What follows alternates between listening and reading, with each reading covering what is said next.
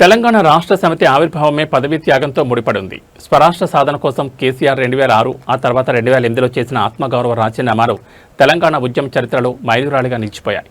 ఆ సమయంలో ఉద్యమ సిద్ధాంతకర్త ఆచార్య జయశంకర్ సార్ చెప్పిన మార్గదర్శక సూత్రాలు నేటికి ప్రతి ఒక్కరిని ఆలోచింపజేస్తున్నాయి. 2006లో కేసీఆర్ రాజీనామా చేసి మళ్లీ 2008లో వెంటనే వరుస రాజీనామాలకు పిలుపునిచ్చిన సందర్భంలో ఆచార్య జయశంకర్ సార్తో తీవ్రమైన చర్చ జరిగింది.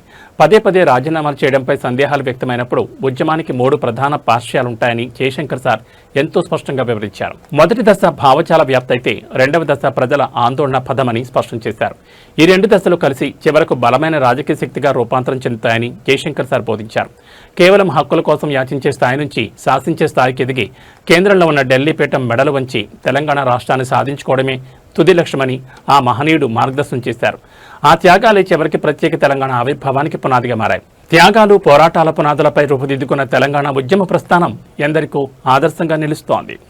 ఉప ఎన్నికలకు కేసీఆర్ గారు ఒకసారి కాదు ఎన్నిసార్లు ఉప ఎన్నికలు వచ్చినాయంటే, ఆ రోజుల్లో ఎన్నిసార్లు రాజీనామా చేసిందంటే తెలంగాణ రాష్ట్ర సమితి అనే పార్టీ పెట్టిన తర్వాత కేసీఆర్ గారు, మీకు తెలుసు, తెలంగాణ రాష్ట్ర సమితి అనే పార్టీ పుట్టడమే పదవీ త్యాగంతో పుట్టింది. డిప్యూటీ స్పీకర్ పదవికి, శాసనసభ్యత్వానికి రాజీనామా చేసి ఉప ఎన్నికను అనివార్యం చేసి ఉప ఎన్నికను ఆహ్వానించి అందులోంచి ప్రజాశక్తిని దేశం మొత్తానికి చూపెట్టింది కేసీఆర్ గారి నాయకత్వం.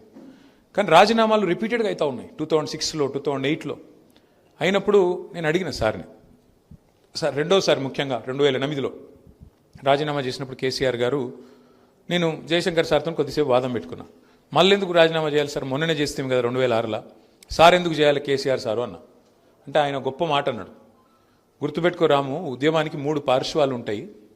మొదటి పార్శ్వం సెన్సిటైజేషన్, భావజాల వ్యాప్తి. అది నిరంతరం జరుగుతూ ఉండాలి. భావజాల వ్యాప్తి అంటే తెలంగాణకు జరుగుతున్న అన్యాయం పట్ల చర్చ జరుగుతూ ఉండాలి. రెండవ దశ, రెండవ పార్శ్వం యాజిటేషన్, ఆందోళనా పథం. ఎప్పుడు సందర్భం వస్తే ఎప్పుడైనా, ఇప్పుడు ఉదాహరణ కిందాక పెద్దలు చెప్పినట్టు నిరంజన్ రెడ్డి గారు, నాగార్జున సాగర్ ఎడమ కాలువ మీదనేమో లిఫ్టులు మన రైతులు మెయింటైన్ చేయాలి, కుడి కాలువ మీద మాత్రం ప్రభుత్వం మెయింటైన్ చేయాల్సి వస్తుంది అన్నప్పుడు కోదాడ నుంచి హాలియా దాకా ఆ రోజు కేసీఆర్ గారు పాదయాత్ర చేయడం జరిగింది. సో అట్లా ఆందోళన పదంలో ప్రయాణం చేయడం. ఆర్డీఎస్లో అన్యాయం జరుగుతున్నది, మనకు నీళ్లు రావడం లేదన్నప్పుడు నడిగడ్డలో ఆ రోజు జోగులాంబ నుంచి కింద గద్వాల దాకా కేసీఆర్ గారు పాదయాత్ర చేసినారు. 2001-2 నేను చెప్పేది. అట్లా ఆందోళన పదంలో పోవాల్సి వచ్చినప్పుడు పోవాలి. మూడవది democratization, sensitization, agitation, democratization. Democratization అంటే ఏంటి? ఈ ఆందోళనని, ఈ భావజాల వ్యాప్తిని అల్టిమేట్గా ఒక రాజకీయ శక్తిగా మలిచి, ఓట్ల రూపంలో మలిచి, సీట్ల రూపంలో మలిచి, ఆ సీట్ల ద్వారా యాచించి కాదు శాసించి ఢిల్లీ మెడలు వంచి తెలంగాణ తెచ్చుకోవాలి. ఇది కేసీఆర్ గారికి ఆయన నూరి పోసిన ఒక ఉద్యమ పంద.